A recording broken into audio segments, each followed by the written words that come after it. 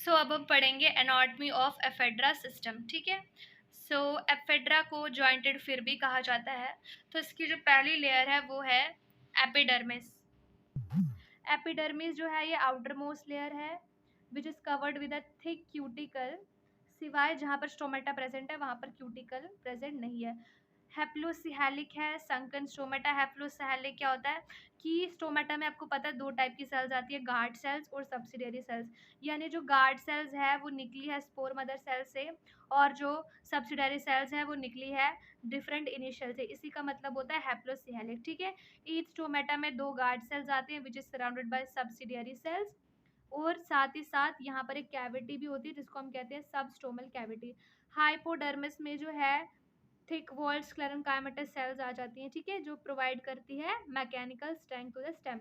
Cortex की बात करें तो कॉर्टेक्स जो है हाइपोडर्मिस और वैस्कुलर सिलेंडर के बीच में प्रेजेंट होता है।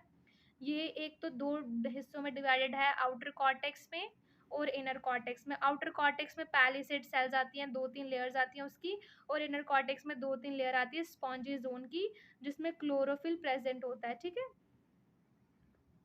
यानी ये जो वो रीजन है जहाँ पर फोटोसिंथेसिस हो सकती है। ठीक है।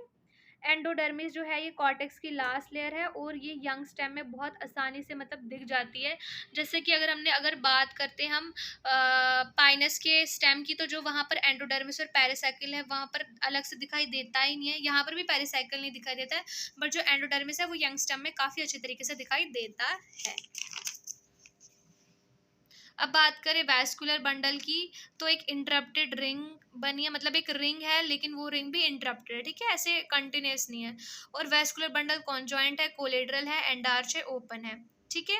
कॉन्जॉइंट का मतलब xylem and phloem are present at the same radius. Collateral means xylem present towards the inner side and phloem toward the periphery. Endarch means metaxylem towards the periphery and protoxylem towards the centre. Open means cambium present है। Internode में 8 vascular bundle present है, जिसमें से जो 4 है बहुत छोटे जिनको हम बोलते हैं लीफ और फोलियर ट्रेसेस, और 4 जो है लार्ज जिन्हें हम कहते हैं एक्सियल और स्टेम बंडल। आपने एक जगह पर लीफ ट्रेसेस भी पढ़े थे, 2 टाइप के लीफ ट्रेसेस, डायरेक्ट ट्रेसेस, याद है आपको, डायरेक्ट ट्रेसेस और गर्डल ट्रेसेस।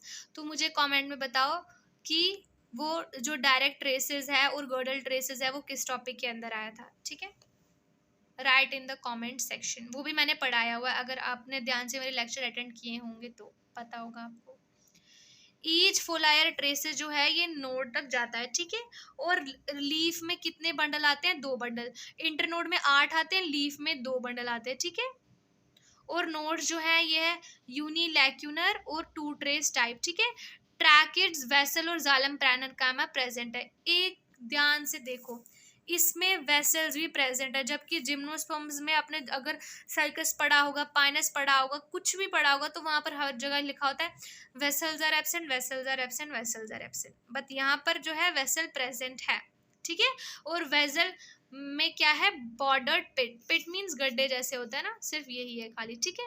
और उसी तरह फ्लोएम में सी वाइप ट्यूब है, फ्लोएम पैरेन्काइमा और एल्ब्यूमिनस सेल्स है। बहुत इंपॉर्टेंट चीज, जैसे कि कंपेनियन सेल एब्सेंट है, पर कंपेनियन सेल की जगह यहाँ पर एक रिप्लेसमेंट दी है, किसकी? एल्ब्यूमिनस सेल की।